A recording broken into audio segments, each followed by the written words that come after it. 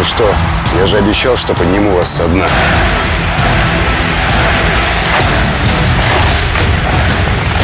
Молодежка. Взрослая жизнь уже во всех телевизорах страны.